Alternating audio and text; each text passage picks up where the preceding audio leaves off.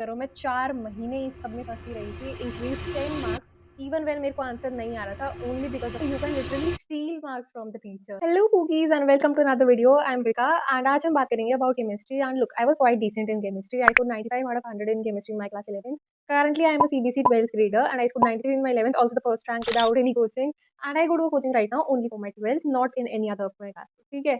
After all this clarification, now let's begin like talking about how do you exactly score good in chemistry. देखो chemistry सबसे पहले समझो एक बात को, कभी भी रीज़न मत ढूँढा करो and trust me this has helped me so much. मैं हर चीज़ के पीछे ना कारण ढूँढने चली जाती थी कि इसका रीज़न क्या है, ये ऐसे क्यों होता है? मत ढूँढो, जेनुइनली मत ढूँढो। Curiosity is good but chemistry has so many exceptions कि तुम इरिटेट हो जाओगे। फॉर एग्ज़ाम्पल ऑक्टेट रूल के अकॉर्डिंग एक में आउटरमोस्ट शेल में तुम 8 इलेक्ट्रॉन्स ही लगा सकते हो, उससे ज़्यादा नहीं आ सकते। बट देन कम्स सल्फर जिसके पास वेकेंट डी ऑर्बिटल्स हैं, तो उसमें और इलेक्ट्रॉन्स आ सकते हैं। So that was the first time when I was like literally anxious कि ये 8 सब में तो 8 आ रहे हैं, सल्फर के पास ज़्यादा कैसे आ रहे हैं, सल्फर 10 कैसे लेके आ रहा है, मेरे को बताओ। तो it causes a lot of stress. तो मेरी एडवाइस ये होगी कि मत ढूँढो कारण, जैसा किताब में लिखा है वैसा याद करो कि हाँ, ऐसा होता है। समझ सकते हो, हाँ, ढूँढ सकते हो बट पीछे मत पड़ जाना उस चीज़ के कि नहीं मेरे को जानना है, ये ऐसे ला रहा है सल्फर 10 इलेक्ट्रॉन, ऐसे मत करना। मैंने पूरे साल ये बहुत ज़्यादा करा था, मैंने रिग्रेट करा था बाद में, तो ये सब मत करना। First of all we will talk about chapter wise issues क्योंकि देखो no one talks about it specifically and 11th के लिए तुम्हें वैसे भी कम वीडियोज़ मिलेंगी। उससे पहले do not forget to subscribe to this channel if you are new here and even if you are not, do not forget to subscribe to this channel. The first chapter which is mole concept. The problem that we face with mole concept is हम पूरा chapter पढ़ लेते हैं। हम सारे formulas learn कर लेते हैं, सब कुछ कर लेते हैं, लेकिन जब क्वेश्चन सॉल्व करने जाते हैं, पता नहीं क्यों वो सॉल्व नहीं होते। And I can relate with it like it's so irritating कि तुम्हें कॉन्सेप्ट आता है, तुम्हें सारी थ्योरी याद है, तुम्हें फॉर्मूलाज याद है, बट फॉर सम रीजन वो सॉल्व भी नहीं होते। तो do not worry about that. So my advice for that would be leave it. Literally बता रही हूँ, छोड़ दो। स्टार्टिंग में मोल कॉन्सेप्ट इतना दिमाग खराब करता है कि तुम कर ही नहीं पा रहे उससे, then I would say basic अपनी एनसीईआरटी सॉल्व करो। उसके बाद में try to solve NCERT 2 to 3 times of mole concept. उसके बाद में जो अपने कोचिंग के मॉड्यूल्स वगैरह बनाने की ट्राई कर रहे हो, धीरे-धीरे बनेंगे वो, हो सकता है बहुत बार होगा। When you go to the gym, like to the people who go to the gym, when you try to lift a weight which is like out of your usual, तुमसे वो एकदम से नहीं उठता, right? But when you practice a lot, वो तुमसे उठ जाता है। That is because of your consistency. So that's how I am going to give you this example and you have to correlate it with chemistry.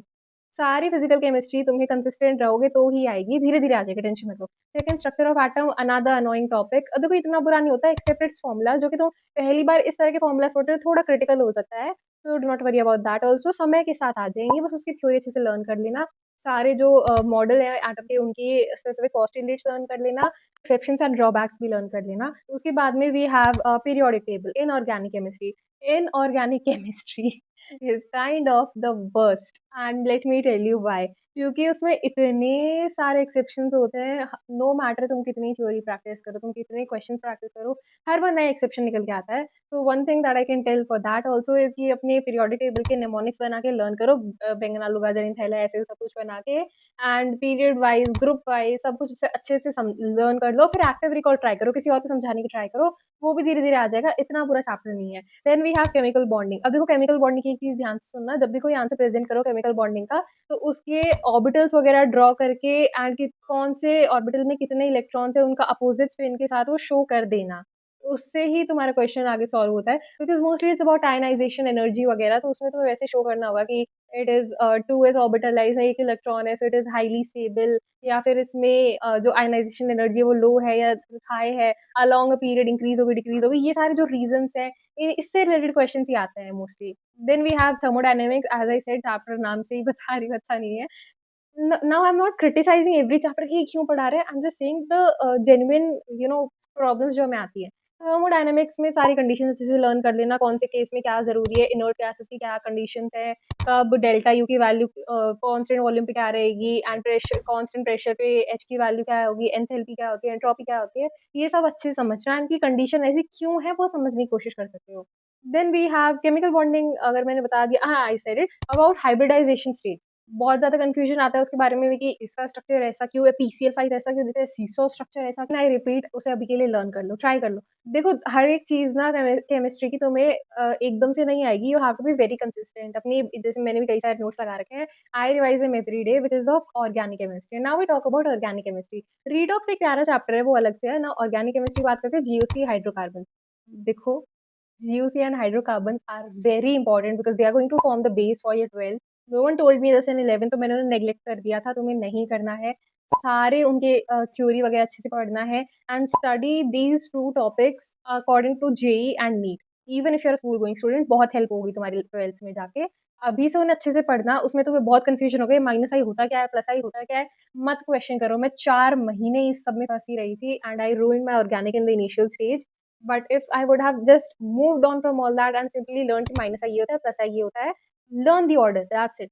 Minus I का order आपको learn करना ही पड़ेगा, NF3, NR3, SO3, ये सब कुछ आपको एक note बना लो, उसे लर्न कर सकते हो, ठीक है? This was about overall the entire like overview of chemistry. Not now I should forget equilibrium. I still hate that chapter. No words. Equilibrium बिल्कुल अच्छा नहीं है। Now the next thing that we have is your NCERT. अपनी NCERT करो even if you're a school going student और JEE और NEET। देखो JEE NEET वालों को obviously तुम्हें मॉड्यूल्स करनी पड़ेंगी। If you're a school going student, your NCERT will be enough. NCERT exercises solve करनी है, इंडेक्स क्वेश्चंस और एग्जांपल्स करने हैं, you are good to go.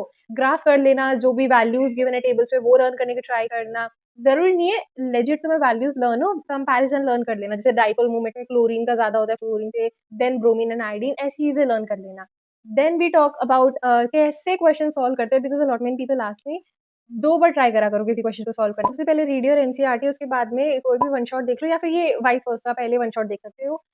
You can learn from Ashu sir, you can learn from topper Umar ma'am, you can learn from Rahul sir for JEE, you can learn from Pankaj sir organic chemistry NEET, you can learn from Sudhanshu sir, जिनसे तुम्हें समझ आ रहा है उनसे पढ़ लो। बहुत सारे अच्छे-अच्छे teachers you will find on the internet, just go with the one that you understand well from. But अगर तुम जेईई नीट के लिए प्रिपरेशन कर रहे हो and if you study from someone who teaches school based chemistry, then it won't be enough for you, you have to watch detailed one shots. Detailed one shots won't be perfect for your prep, but ठीक-ठाक है, moderate. तो तुम्हें सम overview आ जाता है अच्छे से, 2 बार देख लोगे अलग-अलग टीचर्स का और अच्छे से समझ आ जाता है। You can even study from Faisal sir and a lot many teachers. तो उसके बाद में तुम्हें अपनी एनसीईआरटी के इंटेक्स क्वेश्चन सॉल्व करने हैं, तो सॉल्व्ड एग्जांपल्स हैं, वो अच्छे से देख लेना, सॉल्व करना। फर्स्ट ऑफ ऑल खुद से ट्राई करना, नहीं हो रहा then look at the formula sheet that you have made of that chapter, उससे ट्राई करो। अगर हो रहा है, फिर भी नहीं हो रहा, then go on Google search for the answer and then try to solve it again by yourself, ये मिस नहीं करना है। तो उसके बाद में सर्कल दैट क्वेश्चन, ताकि बाद में जब तुम सॉल्व कर रहे हो यू नो दैट एग्जाम से पहले उस क्वेश्चन को वापस से देख लेना है, ठीक है? Whenever you solve your NCERT की बैक एक्सरसाइजेस, उसमें एमसीक्यूज वगैरह मिलते हैं, दे आर इंपॉर्टेंट, तुम्हारे स्कूल के एग्जाम्स में आ सकते हैं। You find questions which are really lengthy, वो 5 मार्क्स में आते हैं, मॉडरेट वाले 3 मार्क्स एंड सिंपल वाले 2 marks, that's the distribution, that's it. ठीक है, थ्योरी थोड़ी अच्छे से फोकस करना केमिस्ट्री की, केस बेस्ड में एंड 5 मार्क्स के क्वेश्चंस में बाइफरकेट होके आ सकती है। Alright, that was it about NCERT. Now NCERT exemplar, तुम्हें if you need that, if you feel कि हाँ करनी चाहिए तो कर सकते हो। I did not do it, by the way I told it before, right? मेरे केमिस्ट्री अच्छी मार्क्स आए थे। And do not forget to subscribe to this channel if you haven't done it now. We are trying to reach 100K. Do not forget to subscribe and share it with your friends. Next thing is presentation. अगर तुम अपने answers ऐसे लिखते हो ना, literally बता रही हूँ, I have almost in most of my exams increase 10 marks even when मेरे को आंसर नहीं आ रहा था, only because of my presentation. Presentation अच्छी रखोगे, you can literally steal marks from the teacher. Now I tell you how. Physical chemistry की तो बेसिक प्रेजेंटेशन है, गिवन जो तुम्हें वैल्यूज गिवन है क्वेश्चन में। ऑल्सो कॉन्स्टेंट्स की वैल्यूज लर्न कर लेना। माइंड कॉन्स्टेंट्स बहुत कंफ्यूजिंग होंगे, क्योंकि जैसे थर्मोडायनामिक्स वाले चैप्टर में you have to be very precise when you write the constant in your answers. Now one more trick, not necessary कि तुम पूरे कांस्टेंट की वैल्यू सही ही लिखो। जैसे मैं बहुत बार क्या करती थी, मैं पाई की वैल्यू को 3.14 की जगह 3 लिख के सिंप्लीफाई करके अपना आंसर सॉल्व करती थी। रिलेटेड आंसर आता था and then do not forget to write approx there, so that जब तुम्हारी टीचर चेक करे शी नोज कि तुमने सही से सॉल्व करा है, ठीक है? आफ्टर दैट, जैसे फॉर एग्जांपल आर है, Rydberg's constant, you can take its value as 8, सिर्फ 8 ले लो, 8.314, तुम्हें इतना सब लेने की जरूरत नहीं है इफ यू वांट। मैं तो ऐसे करती थी, मेरे जल्दी सॉल्व हो जाते थे न्यूमेरिकल्स एंड सही भी होते थे। Do not forget to write approx there. उसके बाद में जो 10 की पावर पे हम जब रेज करते हैं किसी को, जैसे 10 पावर -16, 10 पावर -8, जब ये सब करते हैं तो इनका कन्वर्जन भी तुम्हें आना चाहिए कि मिली कितना होता है, म्यू कितना होता है, माइक्रो कितना होता है, नैनो कितना होता है। ये सब वाली टेबल तुम्हें अच्छे से लर्न करने बहुत काम आती है आगे जाके। हाँ, गिवन टू प्रूफ सोल्यूशन ये सब लिख दिया। उसके बाद में you can write your answer, ठीक है? अपने जो भी फॉर्मूलाज है ना, उनको लिख के एक बॉक्स ड्रॉ कर देना उनके अराउंड, वो बहुत इंपॉर्टेंट है। रफ वर्क लास्ट पेज पे करना बेनिफिशियल होगा एंड फाइनल आंसर की वैल्यू को भी ऐसे बॉक्स ड्रॉ कर देना। Do not forget to learn conversions. Yes, that was what I was talking about, conversions. अब जैसे कोई भी कांस्टेंट है ना, if you solve like Rydberg's constant in joules, you take it as 8 something, right? But जब तुम kilojoules में करते हो, you have to take the power into 10 power -3। तो ये सारे कन्वर्जन्स करना, लीटर एटम में लोगे तो क्या वैल्यू होगी, या फिर if I talk about conversions of joules into calories, calories into kilojoules, ये सारे किससे किसको मल्टीप्लाई करना, ये सब प्रेशर का पास्कल, बार, ये सब conversions are going to be really useful, आगे जाके बहुत काम आते हैं। No one told me this in my 11th, वरना मैं ध्यान रखती मेरी 12th स्मूथ चल रही होती, but I have to do these things again because no one told me, but I am telling you. So do not forget to subscribe to this channel, like this video and share it with your friends. Now talking about organic chemistry, GOC and hydrocarbons हमारे दो chapter है। Learn the reactions by writing them. एक reaction sheet prepare कर लो, उसे revise किया करो, reagents revise किया करो। रिएक्शन मैकेनिज्म अगर तुम्हें लर्न नहीं हो रही तो आई वुड से मत करो, क्योंकि मैं तो नहीं करती। I just learn the product and I yes I do learn कि ये रिएजेंट काम क्या करता है, but I can never learn the mechanism क्योंकि मेरे से याद ही नहीं होती। उसके बाद में we have GOC, sorry, GOC में जितने भी एक्सेप्शन केसेस होते हैं, जैसे फॉर एग्जांपल 8 मेंबर्ड कार्बन की जो रिंग बनेगी, जो टब शेप्ड होता है, वो नॉन एरोमेटिक होता है, even though it should be anti aromatic. तो ये सब एक्सेप्शंस वगैरह लर्न कर लेना। स्पेसिफिक चीजें बता रही हूँ, तुम्हें अगर अभी नहीं लग रही है then do not worry, with time you will learn these things, do not forget to save this video, बाद में जाके काम आएगी। ऑर्गेनिक केमिस्ट्री के आंसर प्रेजेंटेशन करते वक्त draw the entire reaction in a box, ताकि वो हाईलाइट हो। सबके नेम्स लिखना, जो भी कंपाउंड्स या एलिमेंट्स तुम यूज कर रहे हो, एंड बैलेंस इक्वेशन रखना, ठीक है? बैलेंस करना मत भूलना। तो उसके बाद में भी हैव इनऑर्गेनिक। तो उससे पहले केमिकल बॉन्डिंग में जब भी, as I told you before, for example if you are presenting the comparison between ionisation energy between two elements, तो उनके पहले इलेक्ट्रॉनिक कॉन्फ़िगरेशन वहाँ लिख देना। This is the basic electronic configuration लिखना सबसे पहले। It is very easy to learn that, table 1s 2s 3s ऐसे करके तुम बना सकते हो, ज़्यादा टाइम नहीं लगता एग्ज़ाम में। वो दोनों कॉन्फ़िगरेशन लिखने के बाद show it in the form of orbitals कि हाँ, ऐसे-ऐसे इलेक्ट्रॉन का स्पिन है, इतने एम्प्टी है। या फिर तुम डायरेक्ट फ़ॉर्मूला लिख सकते हो 1s2 2s2 के फॉर्म में, and then write your answer कि इसमें the outermost shell has 5 electrons in p orbital, and this one has 3 electrons in p orbital। तो 3 वाला ज़्यादा आयनाइज़ेशन एनर्जी रिक्वायर करेगा because it is in a stable state. 3 electrons means half filled है, ठीक है? So ऐसे compare करके अपने आंसर्स प्रेज़ेंट करना, and do not forget to write relevant things, that's how I increase my marks. Just write relevant things, for example diagonal relationship, मेरे को नहीं पता था reason, literally I forgot the reason, so I wrote कि उनमें vacant d orbitals होते होंगे।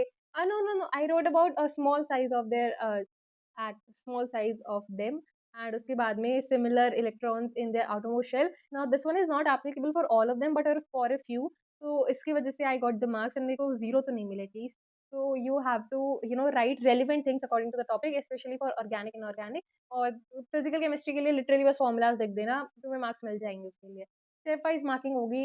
Just do not forget to solve your NCERT, follow your NCERT really well, solve it 2 to 3 times. मैंने और कोई बुक सॉल्व नहीं करी थी, if you are looking for books, कोई बुक सॉल्व नहीं करी थी। Organically, you can take MS Chauhan. I think it's visible from here. You can take MSc. That is a really, really good book for practice. If you have any personal concerns, if you want any personal guidance, you can mail me about it. I'll tell you if I see your mail. It is quite difficult to see all the mails all together because I get a lot of mails every day. So हो सकता है तुम्हारी वाली मेरे को दिख जाए and I can reply to it. And also do not forget to comment your problems because I'm very much active here on YouTube. So यही सब था आज की वीडियो के बारे में। Thank you so much for watching. Share ज़रूर कर देना अपने दोस्तों के साथ, and be a little active on this channel.